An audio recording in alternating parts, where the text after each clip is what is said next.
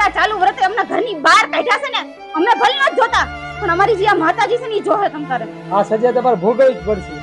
અને આઈનું કરેલું અહીંયા ભોગવવું જ પડે શેઠ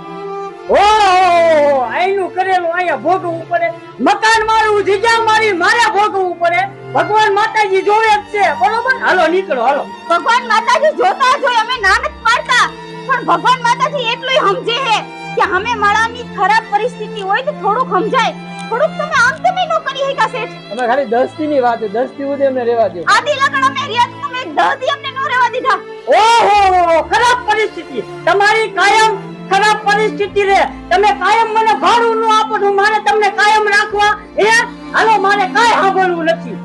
શેઠ પેલા મારી વાત સાંભળો તમે